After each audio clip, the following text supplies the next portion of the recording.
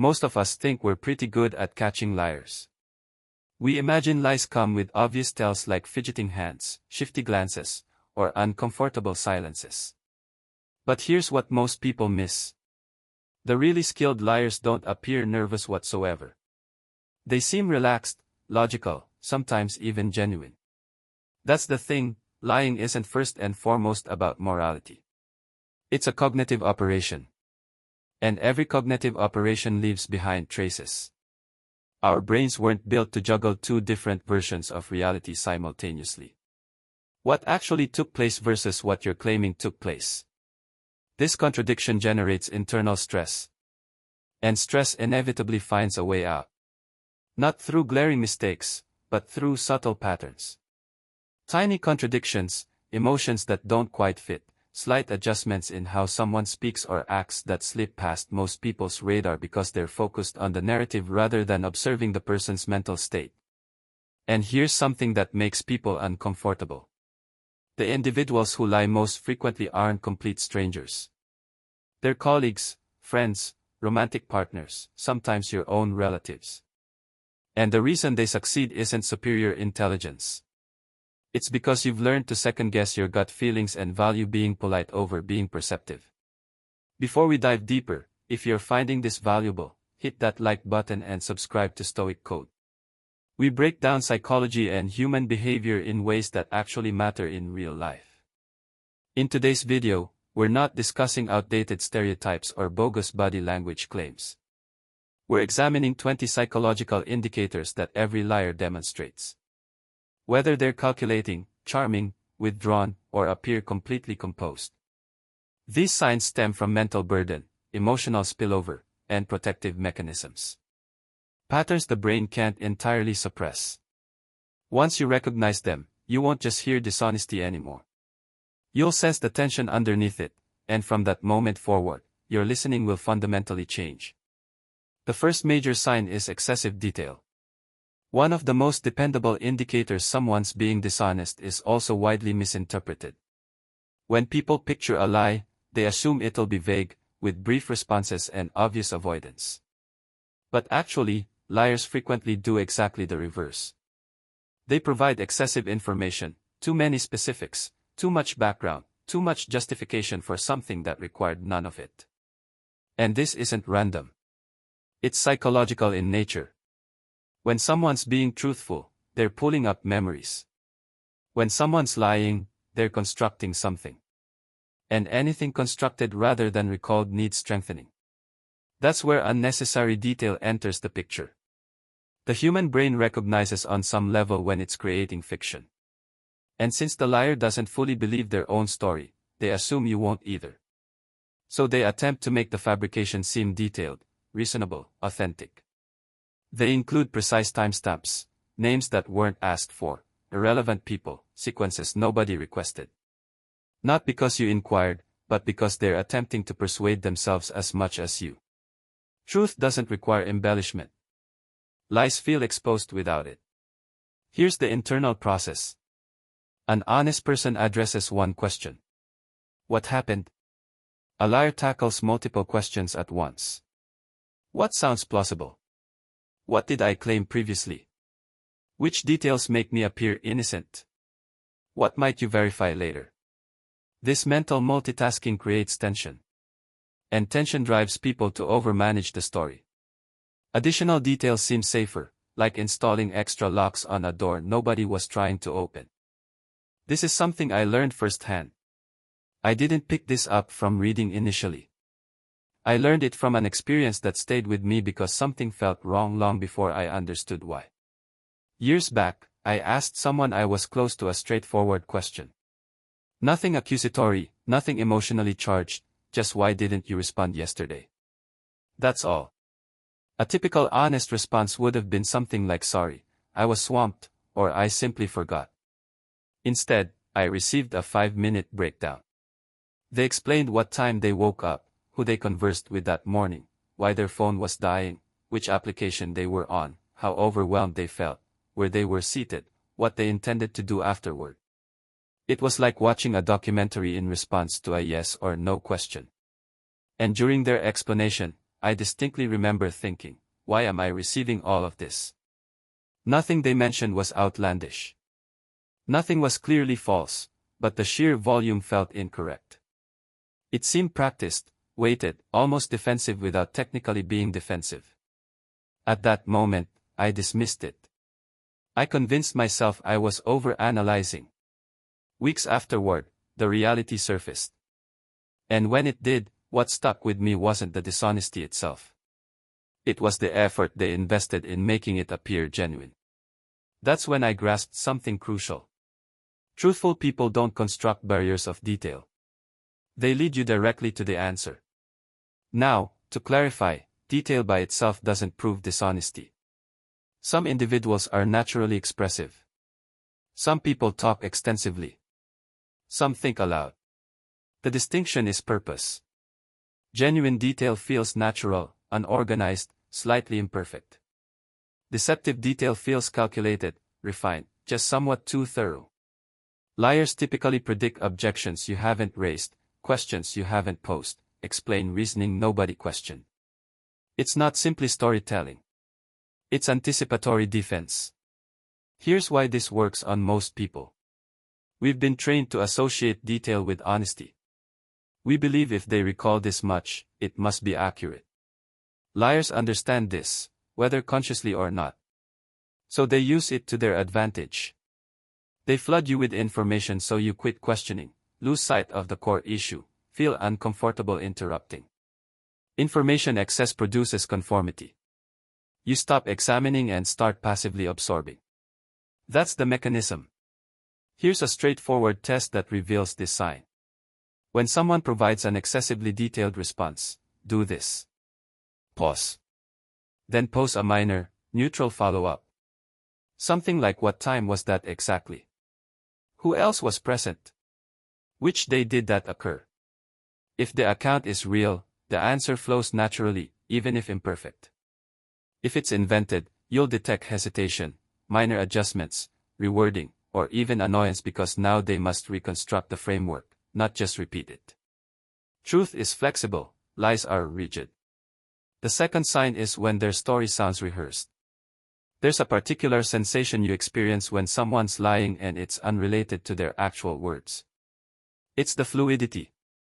The narrative emerges too polished, too structured, too assured.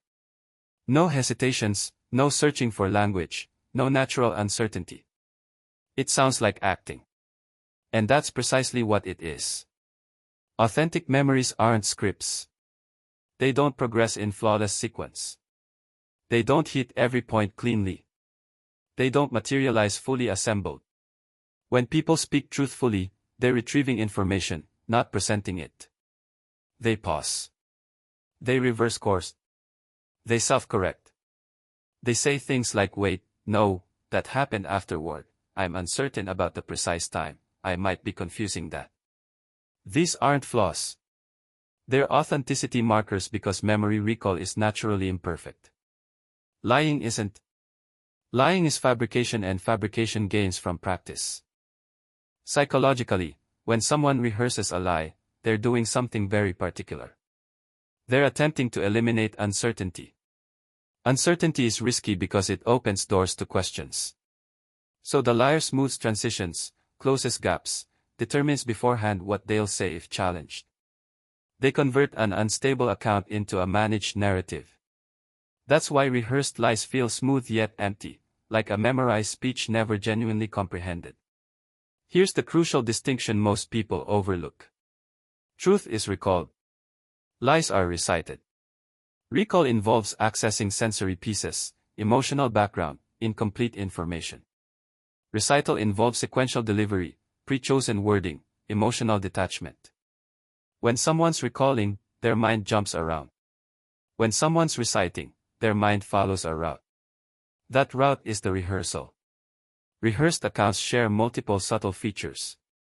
First, the narrative launches too quickly. There's no "let me consider this." They begin instantly as if the story was waiting at the entrance. That's because it was. Second, the middle section is too refined. No confusion. No overlapping incidents, no memory interference. Every detail sits precisely where it should. Real experiences don't operate like that. Third, the conclusion lands flawlessly. The story concludes neatly, frequently with moral justification or emotional closure. Truth doesn't target resolution. Lies do. Here's why this deceives most people. We link confidence with truthfulness. So when someone communicates clearly, smoothly, and without wavering, we relax. We presume they understand what they're discussing. But confidence doesn't equal truth. It equals preparation. And liars prepare far more extensively than honest individuals because they must. Rehearsed lies frequently trigger something quiet yet persistent. A feeling that you're being spoken at, not spoken with. The individual doesn't adjust much to your responses. They don't stop when you appear puzzled. They don't decelerate when something doesn't register. They're on a track. You could agree. You could question. You could interrupt. The narrative continues. That's because it's not interactive. It's transmitted. This is where things become uncomfortable. Honest people frequently sound less convincing than liars. They hesitate, struggle to recall, use imprecise language, slightly contradict themselves. And because we've been conditioned to link clarity with truth, we sometimes question the honest individual and believe the liar. That's the contradiction. Truth is chaotic. Lies are organized. Rehearsal generates emotional detachment. Another key indicator, the emotions seem dampened or misaligned.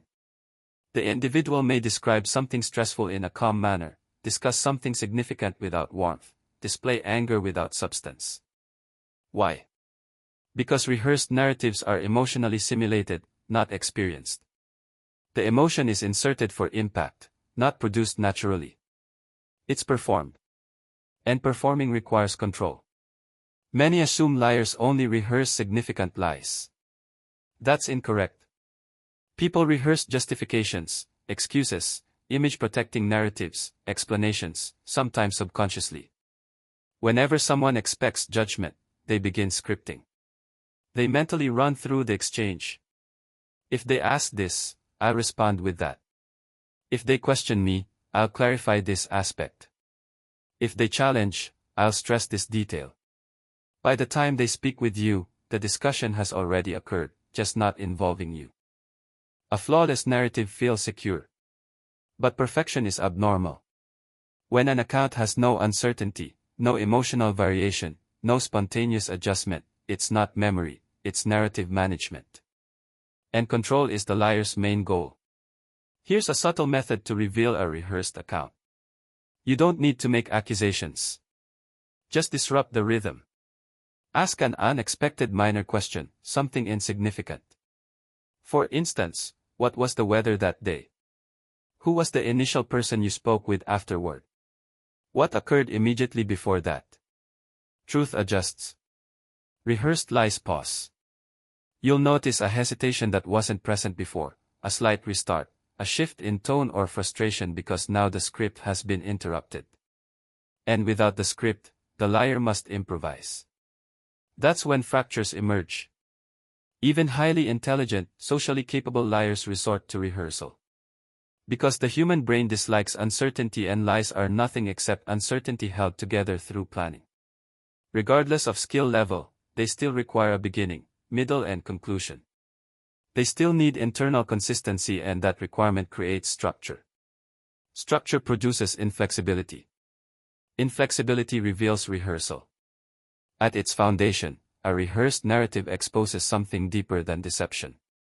It reveals fear of being questioned, fear of being misinterpreted, fear of losing perception control. So the liar rehearses, not to deceive you, but to shield themselves. That protection carries a price. Authenticity vanishes and what remains is something that sounds correct but doesn't feel correct.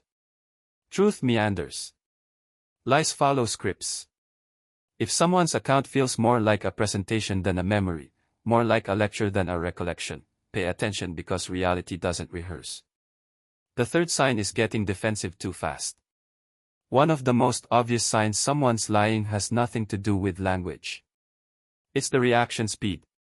You pose a simple neutral question, no blame, no aggression, and suddenly they're tense, their voice gets sharper, their body position stiffens, their tone transforms from casual to combative. You haven't accused them of anything, but they're already on the defensive. That speed is significant because defensiveness isn't triggered by your question. It's triggered by internal alarm. When someone's being honest, questions aren't threatening. They might be curious. They might be surprised. They might even find it amusing. But they don't feel attacked. Why? Because truth doesn't need defending. An honest person thinks, I'll simply explain. A liar thinks, I need to stop this. That difference creates urgency, and urgency creates defensiveness. Psychologically, defensiveness is a stress reaction. The brain detects danger, not physical danger, but identity danger. A lie isn't merely false information.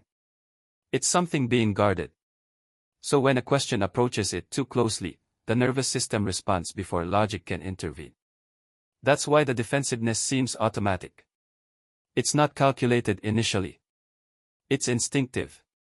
This type of defensiveness appears before there's any genuine pressure. You might hear, why are you questioning me? Don't you trust me? I can't believe you'd even ask that. This is absurd. Notice what's absent. An answer. They bypass explanation and jump directly to emotional resistance. That's because the objective isn't clarity. The objective is containment. Defensiveness accomplishes a very particular purpose. It does three things simultaneously. It redirects the focus. Now the discussion is about your approach, not their actions. It discourages additional questions. You hesitate to ask more because you want to avoid conflict. It repositions the liar as the victim. Suddenly, they're the one being wrong. This isn't accidental. It's a survival tactic. One of the most powerful defensive strategies is guilt. The liar suggests, if you were a good person, you wouldn't question me. This makes you feel paranoid, insecure, unreasonable, so you retreat. Not because the response made sense, but because the emotional expense of continuing seems too steep. That's not resolution. That's manipulation. Everyone becomes defensive occasionally. That's not the issue. The issue is timing.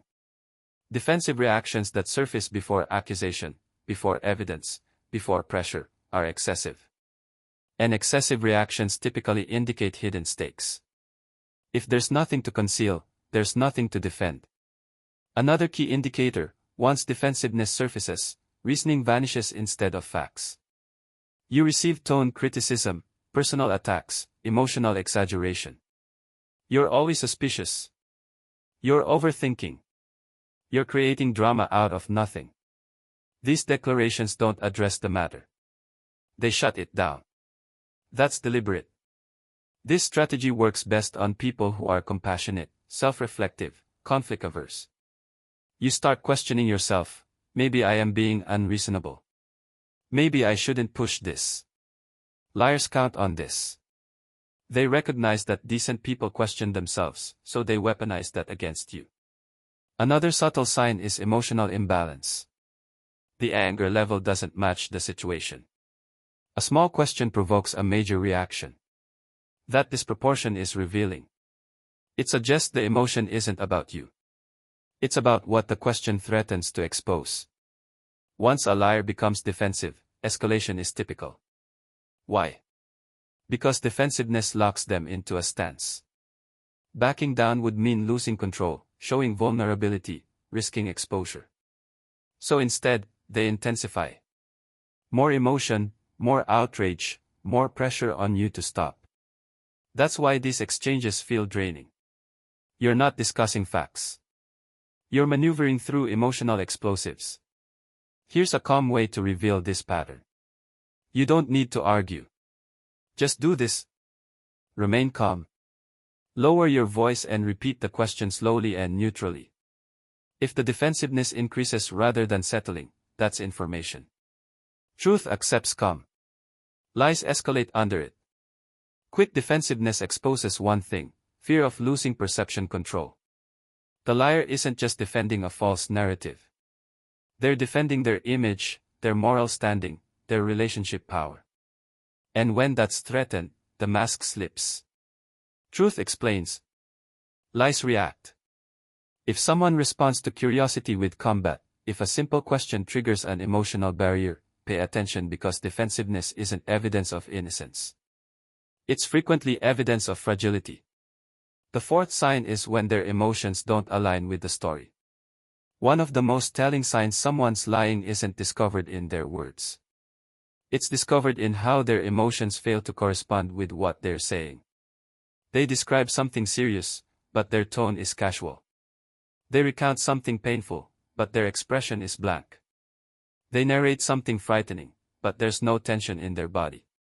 The narrative says one thing, the emotions say something else, and that disconnect is where truth escapes. Human beings don't just remember occurrences. We remember how we felt, what our body experienced, what emotions were triggered. Real memories are emotionally encoded, not just factually. That means when someone recalls a genuine experience, the emotion doesn't require forcing. It emerges naturally. When someone's lying, that emotional system isn't naturally activated because the experience never occurred. So the liar has two choices. Fake the emotion or suppress it completely. Both create discord. The brain can manipulate words, not feelings. Language is simple to control. Emotion isn't. That's because emotions stem from deeper, older brain regions. Areas that respond automatically, not strategically. A liar may consciously consider I should sound upset here. But the nervous system doesn't follow scripts. So what you frequently observe is sad language with no sadness. Anger described calmly. Happiness narrated without warmth. It feels hollow, like someone reading about a storm rather than standing in one. Here are some of the most common combinations. Serious incident plus casual tone. Supposed outrage plus no physiological intensity. Claim fear plus relaxed posture. Alleged guilt plus no discomfort. The emotion doesn't settle. It hovers above the narrative instead of emanating from it. This happens in liars because emotion isn't recalled. It's simulated, and simulation requires control. That control creates delay, stiffness, or exaggeration. The liar is considering, how should I feel here? What emotion makes this believable? Am I displaying enough? Meanwhile, an honest person isn't thinking about emotion whatsoever. They're inside it. One especially revealing sign is emotional detachment. The individual describes a betrayal, a loss, a conflict, but their emotional range barely shifts, no voice tightening, no micro-expression changes, no emotional peaks. This frequently happens when the liar chooses suppression over acting. They think if I remain calm, I'll appear credible. But calm doesn't equal truthful. Sometimes it equals disconnected. Some liars go the reverse direction. They overstate emotion, too much outrage, too much sadness, too much shock. But the emotion seems theatrical, not organic. It appears suddenly, peaks rapidly, and vanishes just as quickly. Real emotion rises and falls gradually. Acted emotion activates like a switch. Even skilled liars struggle with emotional timing. You might notice a pause before emotion appears, emotion that surfaces after the key moment, facial expressions that lag behind the words. This occurs because the liar is adding emotion as an accessory, not experiencing it as a response. That delay is subtle, but once you notice it, it's unmistakable. Most people can't explain why emotional discord bothers them. They just say something felt off. That's because your brain is constantly synchronizing words, tone, facial expression, body language. When these signals don't align, your brain flags it as inconsistency, even if you can't consciously identify why. That's intuition. And intuition is pattern recognition, not paranoia. Here's an important nuance. Some honest people are emotionally reserved. Some underreact. Some struggle to express feelings. That alone isn't deception. The key difference is coherence. In honest people, the emotional style is consistent. The detachment matches their personality. The tone stays stable across situations. In liars, the emotional expression changes strategically. It appears only when it's beneficial. It disappears when scrutiny increases. Consistency reveals truth. Performance reveals intention. Liars frequently avoid emotion because emotion creates unpredictability, leads to spontaneous responses, increases the risk of contradiction. So they stay neutral. They narrate instead of relive. They talk about the event instead of from it. This creates emotional distance, and distance is safety for them. Even when liars suppress emotion, leakage happens. It might surface as sudden irritation, inappropriate humor, smiling at the wrong moment, micro-expressions that contradict the narrative. These aren't planned. They're involuntary, and they frequently appear at the exact moment the lie is under pressure. Here's a gentle way to test emotional authenticity. You don't need to accuse or confront. Just gently ask, how did that make you feel? What was the hardest part of that for you? If the story is real, emotion emerges naturally, even if subdued. If it's fabricated, you'll notice generic answers, intellectualized responses, emotion that sounds borrowed, not lived. Truth may be uncomfortable, but it's accessible. Lies often avoid emotion entirely. Every liar faces the same challenge. You can invent facts, but you can't invent lived emotion. That's why emotional discord appears in small lies, big lies, casual deception, chronic manipulation. The scale changes, the flaw doesn't. At its foundation, emotional discord reveals disconnection from reality.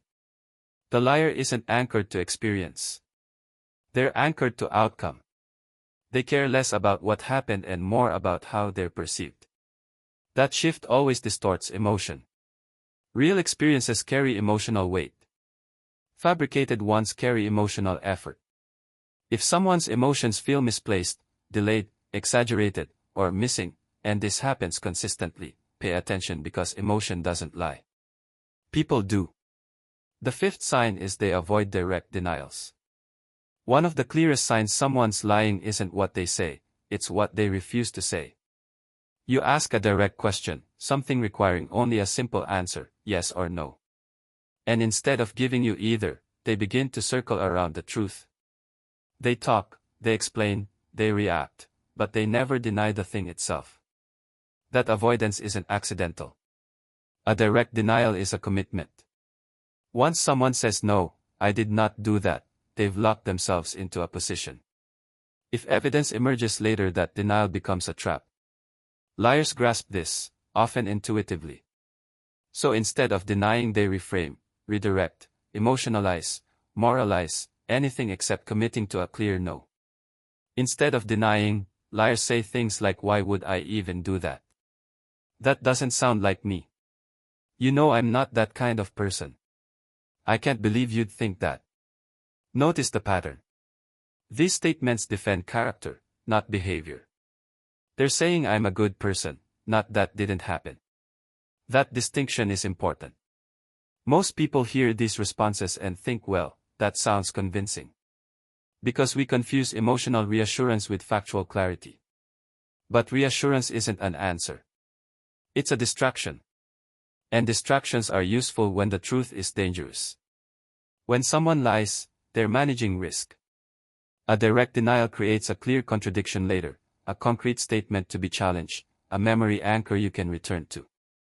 Avoidance keeps things flexible. If the truth emerges, they can say, that's not what I meant, you misunderstood me, I never actually said no. That's not an accident. That's design. Another common tactic is moral outrage. Instead of denying the act, the liar reacts to the implication. They say, I would never betray you. That's insulting. I can't believe you'd accuse me. Morality becomes the focus. Your question becomes the problem, not their behavior. This flips the emotional burden onto you. When someone's honest, denial is simple. They don't need to soften it. They don't need to decorate it. They don't need to protect themselves from future exposure. They just say, no, I didn't. It may come with confusion or curiosity or even humor, but it comes. Liars delay or avoid because denial is too final. Pay attention to how liars phrase things. They frequently use questions instead of statements, generalizations instead of specifics, character claims instead of factual claims.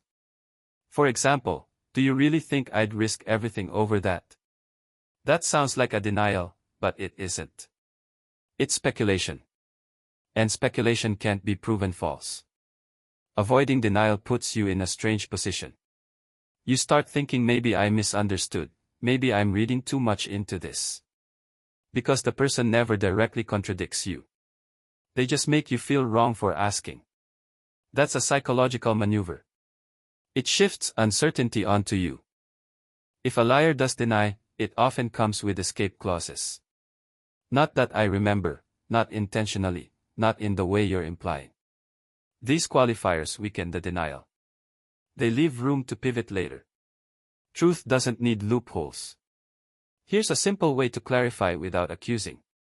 Restate the question calmly and precisely. So just to be clear, are you saying no? Watch the response. Honest people answer. Liars often rephrase again, get irritated, accuse you of pushing, change the subject because now the escape routes are closing. This tactic is common among chronic manipulators, emotionally evasive people, image-focused personalities. They live in ambiguity. Ambiguity protects them, and avoiding denial is one of the cleanest ways to maintain it. Avoiding direct denial reveals one core fear, the fear of being pinned to reality. Liars don't want to be anchored to what actually happened. They want flexibility. They want options. They want room to move if the ground shifts. And avoiding a simple no gives them exactly that.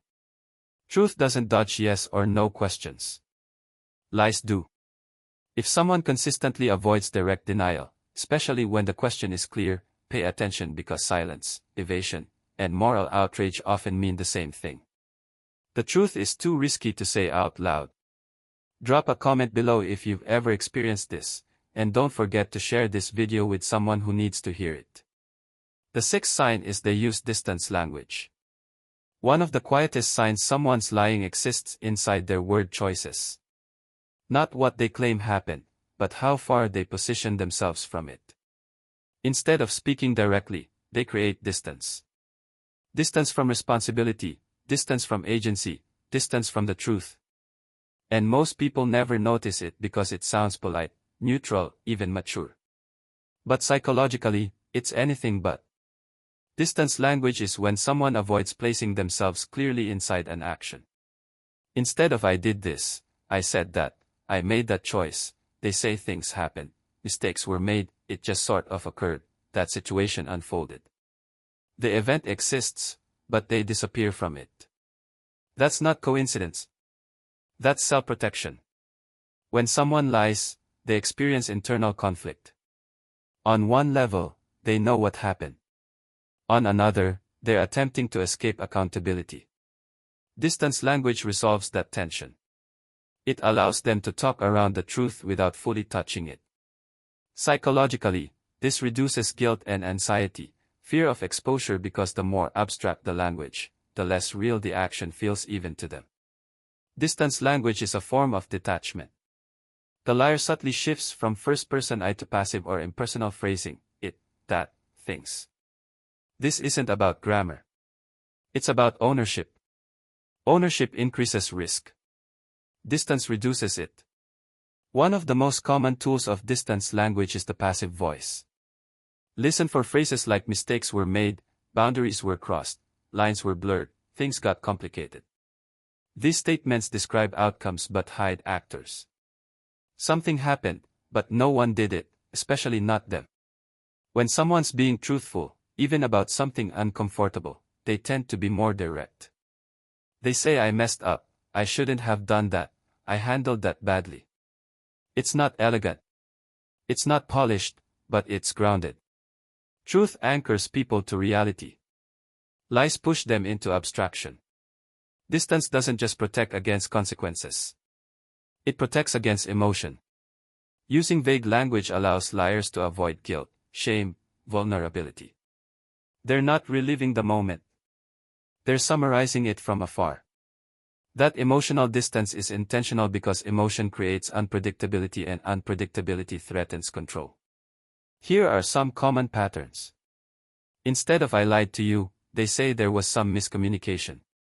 Instead of "I ignored your message," they say things got busy. Instead of "I crossed a line," they say boundaries were clear. Notice how the harm becomes foggy. No clear actor, no clear action, no clear responsibility. Distance language creates ambiguity. And ambiguity forces you to fill in the gaps. You start thinking maybe it really wasn't intentional, maybe it just happened. This softens your judgment, not because the explanation was clear, but because it was vague. Vagueness feels non-threatening. And that's exactly why liars use it. Liars are often more concerned with how they appear than what actually occurred. Distance language helps preserve their moral image, their reputation, their self-concept. They can acknowledge something happened without admitting they caused it. This allows them to look honest without being accountable. You'll notice this language increases when stakes are high, consequences loom, trust is at risk. The more dangerous the truth becomes, the more abstract the language gets. Specifics disappear. Responsibility dissolves. Everything turns into a situation. Pay attention to pronouns. When someone moves from I to we to they to people to things, they're spreading responsibility or removing it entirely. This shift often happens mid-conversation. That's when the lie is closest to the surface. Distance language isn't always conscious. It's emotional. When someone feels threatened, their language automatically becomes less personal. That's why even intelligent, articulate liars reveal themselves here. Their words drift away from ownership, even as they try to sound reasonable. Here's a gentle way to bring the story back to the speaker. Ask, what part did you play in that? What did you decide in that moment? What did you say exactly? Truth moves closer. Lies resist. You may notice hesitation, rephrasing, irritation, or another round of abstraction because now the distance is being closed. At its foundation, distance language reveals avoidance of accountability. The liar isn't just hiding facts. They're protecting their identity. They want to survive the conversation without being seen too clearly. So they blur the edges, and blur creates safety. Truth uses I, lies hide behind it. If someone consistently describes harmful events as if they happened on their own without clear actors or choices, pay attention. Because when responsibility disappears from language, it's usually hiding somewhere else. The seventh sign is they overuse absolutes. One of the most subtle signs someone's lying appears in a single category of words, not gestures, not tone, not eye contact. Absolutes. Words like always, never, every time, absolutely, completely, I swear. At first, these words sound confident, but psychologically they often signal the opposite. Real life is messy. People forget, people slip, people act inconsistently. So when someone describes themselves or a situation in perfect absolute terms, something doesn't add up. Truth leaves room for imperfection. Lies try to eliminate it. Absolutes create the illusion of certainty, and illusions are useful when reality is shaky. When someone is lying, they're uncomfortable with ambiguity. Ambiguity invites questions. Questions invite exposure. So they shut the door completely. Instead of saying I don't remember doing that, they say I would never do something like that. Instead of that didn't happen, they say that never happens. The goal isn't accuracy. The goal is finality. Absolutes act like armor. They're meant to end the conversation, discourage follow-ups, make doubt feel unreasonable. When someone says never, questioning them feels like accusing them of lying about their entire character. That emotional weight protects the lie. Honest people are cautious with extreme language. They say things like as far as I remember, usually, I don't think so, not that I'm aware of. Why? Because truth doesn't need to sound strong. It just needs to be accurate. Honest people know that overconfidence can backfire. Liars don't want room for backfire. They want closure. Another reason liars use absolutes is identity protection. They're not just denying an action. They're defending who they believe themselves to be. I would never lie to you. I always tell the truth. These statements aren't factual claims. They're identity claims, and identity claims are harder to challenge without feeling cruel. You'll often notice absolutes delivered with raised voice, strong emphasis, hand gestures, moral language. I never do that. I always show up. The emotion is there to reinforce the certainty. But the emotion isn't confidence. It's pressure. Absolutes simplify thinking. For a liar juggling multiple versions of a story, simplicity is safety. Never requires less mental maintenance than accept that one time, but not like this and not exactly. So they choose the extreme. It's easier to remember and easier to defend, until it isn't. The problem with absolutes is that reality eventually contradicts them. All it takes is one exception, one piece of evidence, one remembered moment, and the entire statement falls apart. That's why liars often have to revise their absolutes later. Suddenly never becomes almost never, always becomes usually, absolutely not becomes not intentionally. Those shifts are tells. Here's a subtle test. If someone says I never did that, you reply calmly not even once. Truth answers easily. Lies hesitate because now they have to choose between maintaining the absolute or retreating from it. Both reveal something. People who rely on image, charmers, chronic liars, narcissistic types, use absolutes constantly. They want to appear consistent, reliable, morally clean. Absolutes help create that illusion. But perfection isn't human. And pretending to be perfect is often a cover. Absolutes make you feel unreasonable for doubting. If someone says I would never betray you and you continue questioning, you start feeling harsh, suspicious, ungrateful. That emotional pressure silences you. That's the point. Overusing absolutes reveals fear of nuance. Nuance exposes cracks. Nuance invites examination. So the liar paints in black and white, clear, strong, simple. But reality is gray, and gray is where truth lives. Truth tolerates uncertainty. Lies demand certainty. If someone relies heavily on always, never, and absolutely, especially when stakes are high, listen closely because absolutes don't make a statement truer. They often make it fragile. The eighth sign is they change the subject quickly. One of the most common signs a person is lying is also one of the easiest to miss. They don't answer the question you asked. Instead, they change the subject quickly, smoothly, almost imperceptibly. You might think it's natural, maybe they're nervous, maybe they misunderstood. But when it happens repeatedly, it's a clear pattern. And psychologically, it reveals something very important: avoidance. Lying is mentally demanding. When someone fabricates reality, they're juggling multiple versions of events, anticipating questions, and controlling emotional responses all at once. A direct question is dangerous. It's a potential trap. So instead of risking exposure, they pivot, they deflect, they redirect.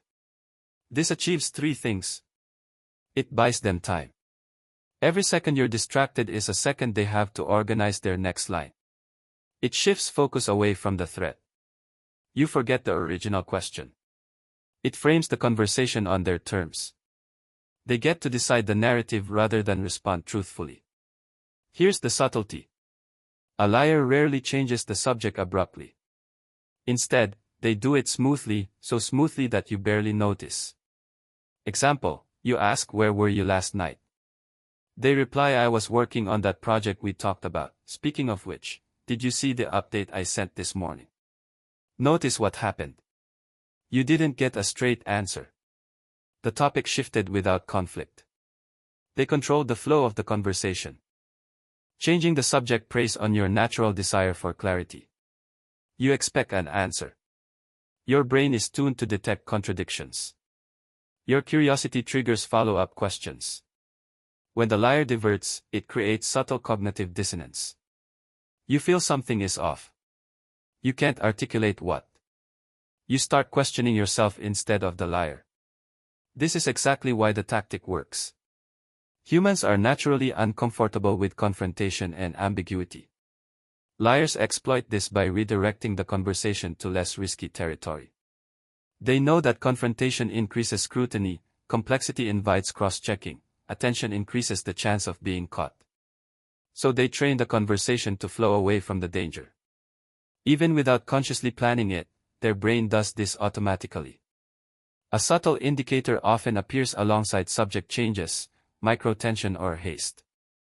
You might notice slight posture shift, rapid eye movement, quickened speech, nervous laugh. It's almost imperceptible, but it's their mind signaling stay away from the real answer. Truthful people rarely need to pivot. If you ask a direct question, they answer it. Even if the answer is uncomfortable, even mistakes, misunderstandings, or small transgressions are easier to discuss than inventing a story or hiding one.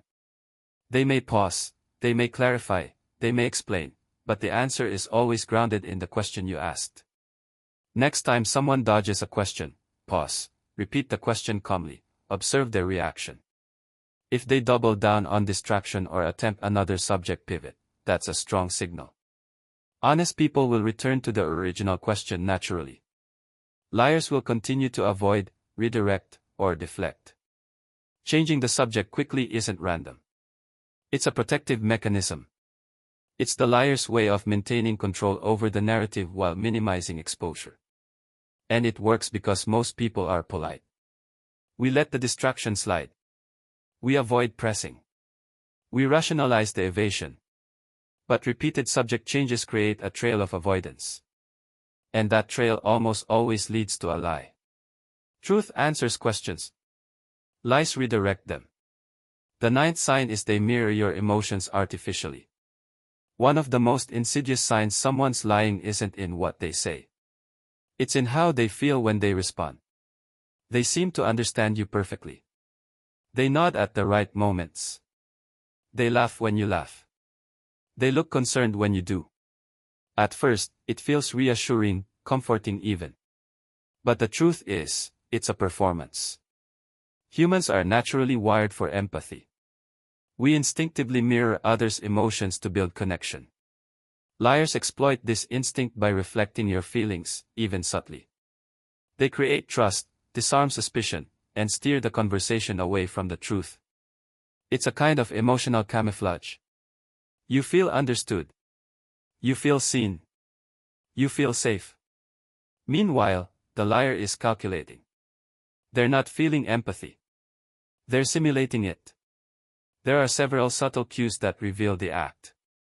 Timing is slightly off. Genuine mirroring happens almost unconsciously. Artificial mirroring is delayed, too fast, too slow or exaggerated. Emotions feel exaggerated or flat. They smile a little too widely. They nod a little too perfectly. They express concern in a way that feels scripted. It stops when it's inconvenient. When the liar is under pressure, the mirroring often fades. Real empathy persists even under stress. Mirroring creates a false sense of intimacy. It tricks your brain into thinking the liar is trustworthy because emotional alignment equals similarity, similarity equals reliability, reliability equals safety. Even if you feel a subtle discomfort, your brain tends to rationalize it, they just really get me. And that rationalization is exactly what the liar is counting on. Natural mirroring, spontaneous, context-appropriate, slightly imperfect, reflects genuine emotional connection.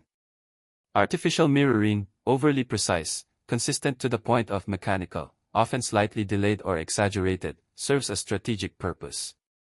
One feels human. One feels designed. Liars know that credibility is emotional before it's factual. Facts can be challenged. Emotions are harder to contest. If you believe someone feels like you do, their story becomes easier to accept. Mirroring is a way to manipulate trust without saying a word. They repeat your phrases or words in conversation unnaturally. They echo your body language in a way that feels too perfect. Their emotional intensity always matches yours, even when it shouldn't. Their reactions feel on cue rather than arising naturally from the moment. If you notice this pattern repeatedly, it's a strong signal of emotional strategy, not genuine empathy. You don't need confrontation. Shift your emotional tone subtly. Introduce unexpected nuance in your feelings. Observe whether they adjust perfectly or falter. Truthful people respond naturally to changes. They may adapt, but it's fluid. Artificial mirroring often breaks under subtle pressure. The timing slips. The expression overcompensates. The pattern feels off. At its foundation, artificial mirroring is about control. The liar is trying to shape your perception. They want you to trust them. They want you to lower suspicion. They want you to accept their narrative. This is a form of emotional manipulation. The more comfortable you feel, the more vulnerable you are to deception. Genuine empathy flows. Artificial mirroring follows. If someone consistently mirrors your feelings in a way that feels mechanical, calculated, or too perfect, pay attention because emotions are supposed to be shared, not staged. The 10th and final sign is something feels off consistently. Sometimes the clearest sign someone's lying isn't in their words, their tone, or even their body language. Sometimes it's just a feeling, a subtle sense that something isn't right, a faint tension under their calm, a hesitation under their certainty, a flicker of inconsistency you can't fully put your finger on. And when this happens consistently, it's rarely wrong. Your brain is a pattern-detecting machine. It constantly scans for facial microexpressions, vocal cues, timing inconsistencies, emotional mismatches. Even if you can't consciously identify them, your subconscious notices when things don't align. That feeling of unease is your brain signaling a mismatch. The words may match, the gestures may match, the tone may match, but your intuition detects something deeper, internal inconsistency. A subtle tension in conversation, a feeling of being manipulated or misled, small cues that seem out of place, slightly delayed reactions to questions, overly polished storytelling. It's like standing on a floor that looks solid but wobbles ever so slightly when you step. Honest people may be nervous. Honest people may make mistakes. Honest people may hesitate, but their nervousness matches their behavior. Their hesitations are contextually appropriate. Their emotions feel rooted in experience. When something is truly off, the feeling is consistent across multiple interactions, not just one moment of uncertainty. One odd cue doesn't make someone a liar. A flustered answer once could be nerves. A minor slip could be forgetfulness. But when you feel that subtle offness every time, it signals a deeper pattern. It's the mind telling you pay attention, something here doesn't add up. This is the red flag your subconscious waves even when your conscious mind is unsure. Your subconscious constantly matches patterns of behavior with expectations. When someone tells the truth, their words, tone, and microexpressions align naturally. When someone lies, there's almost always a tiny gap, an imperfection, a misalignment. Your brain detects that gap. You feel it before you can articulate it. And over time, repeated detection builds into a consistent sense of wrongness. Liars often create unease without realizing it. Their timing may be slightly off. Their gestures may overcompensate. Their tone may be subtly inconsistent. Their stories may feel too neat or too polished. Even when these cues are minuscule, your subconscious notices, and that's why this feeling persists. Many people dismiss gut feelings because they can't explain them logically. But intuition is often more accurate than conscious reasoning in detecting deception. If you consistently feel something is off, observe carefully, look for other confirming cues, compare behavior to prior patterns. Chances are your brain is picking up something very real. You don't need confrontation. Take a step back and review past interactions. Ask yourself, does the unease happen often? Look for supporting behavioral or verbal cues. The more consistent the feeling, the more likely it's signaling deception. This sign isn't about evidence. It's about pattern recognition. It's about subtle dissonance between reality and perception. It's about your brain quietly flagging something before your conscious mind catches on. If it feels off consistently, it probably is. Even if every word seems plausible, every gesture seems natural, and every story seems rehearsed, your intuition knows the truth before you do. Liars can lie. They can mimic. They can distract. But they cannot fake the feeling that something is off. At Stoic Code, we believe in helping you sharpen your awareness and protect your peace. Lies rarely arrive wrapped in obvious signals. They hide in words, in timing, in tone, and sometimes they hide in nothing at all except the way your mind feels when something isn't right. The truth has a rhythm. It's consistent, grounded, and effortless.